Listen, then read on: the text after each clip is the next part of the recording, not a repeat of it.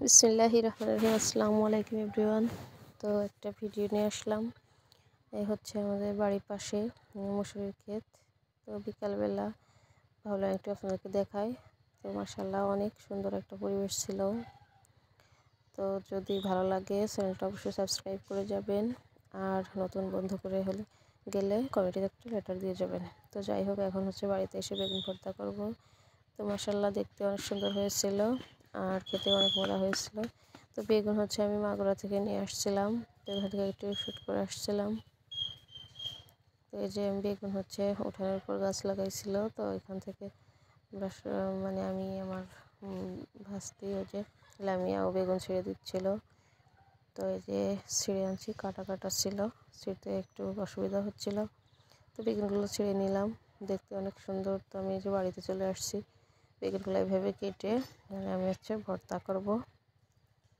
তো এই যে পানি দিয়ে ভালো করে ধুয়ে চুলায় দিয়ে দিলাম, সামান্য একটু পানি দিয়ে আর কাঁচামরিচ দিয়ে এটা হচ্ছে সেদ্ধ দিয়ে দেবো। তো এটা অনেকে ভাতের উপর দিয়েও করে।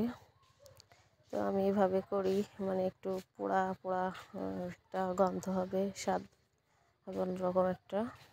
তো এই জন্য এইভাবেই করলাম। তো আমার ভর্তাটা মানে বেগুনটা হচ্ছে সেদ্ধ হয়ে এসেছে। তো ভিউয়ার্স, যদি ভালো লাগে অবশ্যই ভিডিওটা একটা লাইক করে দেখবেন, আর একটা সুন্দর কমেন্ট করে যাবেন। আর এইভাবে ভর্তা বানালে একেবারে সহজেই সামান্য কয়েক মিনিটের মধ্যে ভর্তা করা যায়। তো অনেকেই অনেক প্রসেসে বেগুন ভর্তা করে। তো আমি এটা সবসময় করি না, মাঝে মধ্যে করি। তো এভাবে আমি দেখালাম। এটা হচ্ছে পুড়ে যাওয়ার জন্য অপেক্ষা করছিলাম। তো পুড়ে গেছে, একটু হালকা পুড়ে গেলে মানে বেগুন পোড়া পোড়া যে একটা ফ্লেভার, বেশ ভালো লাগে। তো এই জন্য অপেক্ষা করলাম। এখন হচ্ছে মরিচ আর পেঁয়াজ আর একটু লবণ দিয়ে এটা ডলে নিব। তো এই যে ডলে নিয়েছি। এখন এখন হচ্ছে এটা হাত দিয়ে করলেই ভালো হয়। তো আমিও হাত দিয়ে করলাম। এখন হচ্ছে আমি সরিষার তেল দিয়ে দিলাম। এটা আমাদের বাড়িতে ভাঙানো তেল। তেলটা দিয়ে আমি আর একটু মেখে নেব।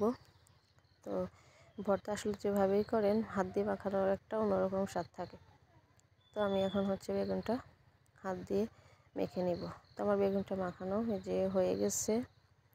তো আমি হচ্ছে এখন পরিবেশন করে নেব। তো এই যে দারুণ হয়েছিল ভর্তাটা, মাশাআল্লাহ অনেক সুন্দর। আসসালামু আলাইকুম, আল্লাহ হাফিজ।